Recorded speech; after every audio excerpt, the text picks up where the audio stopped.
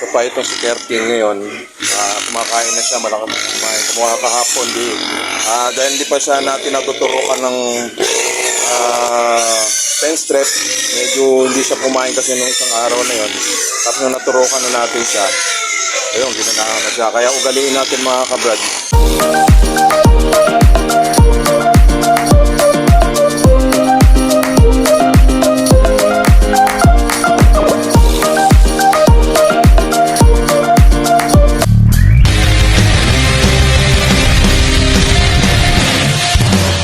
So ito mga kabrad, ito update natin dito sa ginawa natin dito sa bahay na sa project natin mga kabrad. Ito sa ceiling, dito na tayo sa port. Hardiplex to mga kabrad dito sa labas. Yan. Nakatrap tayo ng 10 cm. Yan. Yan sila ang gumagawa ngayon dyan, sila Kulot at saka si Be. Tapos pagkatapos niyan, pagkatapos ng metal paring, kakabit sila ng carrying channel. Dalawang carrying channel para sa alignment ng ating kisame. Ito naman mga kabrad yung sa loob natin, update ako sa tayo dito sa ating mga kisame rito sa loob. Living, dining, at saka dun sa ating formal kitchen. Yan. Halos tapos na talaga. Ano na lang to, paint na lang to mga kabrad. Yung sa formal kitchen, ito dining yan. Tapos dito yung sa salas, ito naman yung sa porch. So mamaya pagkatapos na ito mga kabrad, pupunta naman tayo dun sa ating mini farm at dun mag-inject tayo. Okay na yung ating mga kisame rito. At tapos diretso naman tayo sa ating mini farm para mag-inject tayo ng ion dextran sa ating mga bake. Tara, mga kabrad. Mga kabrad, ngayon ay mag-inject tayo ng ion dextran dahil pang 3 days na ng ating bagong panganak na mga piik. At ito nga yung siyam na piraso. At isa pa itong si Kerting ngayon, kumakain na siya, malaking kumain. Kumuha kahapon, dahil hindi pa siya natin natuturukan ng pen strap, medyo hindi siya kumain kasi nung isang araw na yon. Tapos nung naturukan na natin siya, ayun, ginanahan na siya. Kaya ugaliin natin mga kabrad, pag bagong panganak yung ating inangan, turukan kagad natin ng pen strap. Ito mga kabrad yung ating injection na ng ion dextran. Okay, tara. Ito mga kabrad yung ginagamit natin pambako na dyan pag ating tatlong araw na pagkapanganak ng ating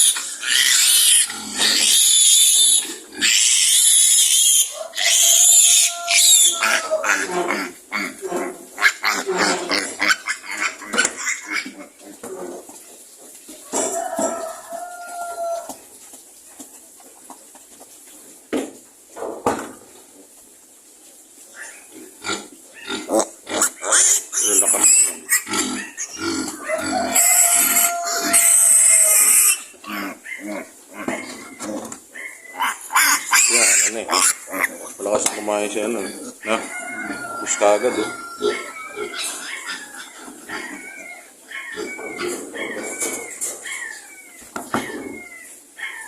Importante mga kabrad talaga yung sa inahin na pagkapanganak, turukan natin ng pen strap. Ngayon okay na ating inahin niya.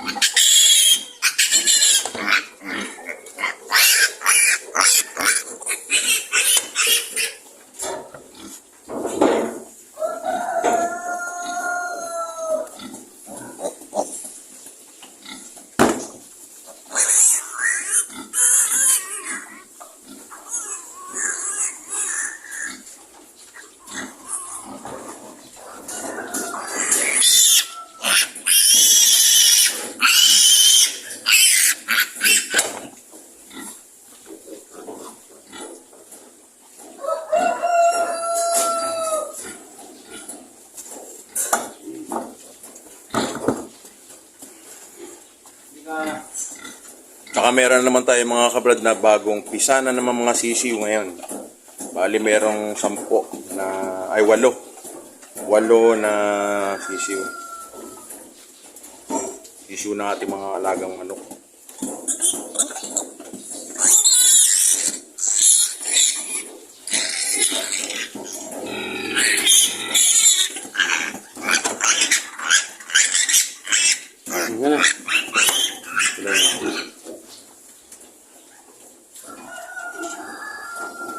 Ewan, may isa doon sa loob.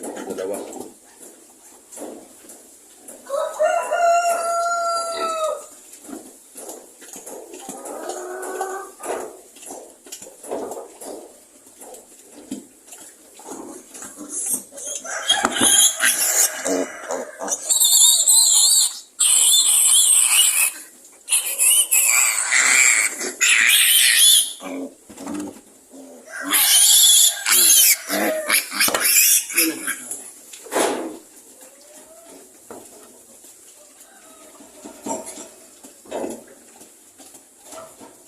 Sa dulo may isa.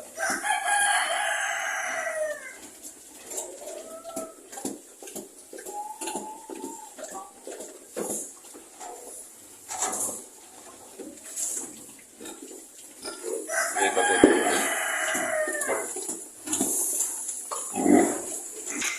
So kaya mga brad, natapos na natin uling bakunahan yung ating siyam na biik, yung number 13.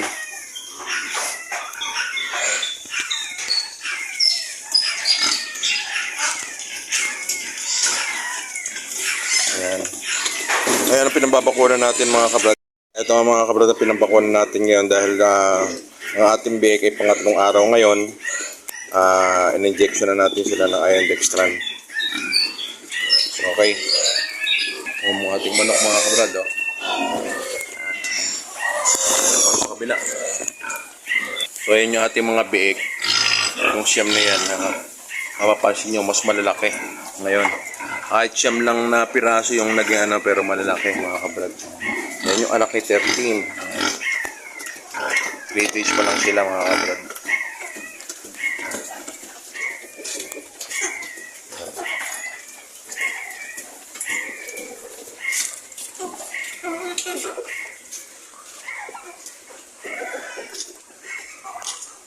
Tapos andito mga kabrad yung bagong pisa nating sisiw. So ayun mga kabrad. Ayan. Ayan yung mga bagong pisa natin ngayon. Ngayong araw na to mga kabrad. Yung nandun sa kulungan doon. Ayan. Ito na siya. Meron siyang 8 na napisa. Kaya dami nating sisiw mga kabrad. Tapos meron pa tayo doon. Yung isa doon. Ayan. Humahalimhin na to mga kabrad. Ilang araw lang mapipisa na yan.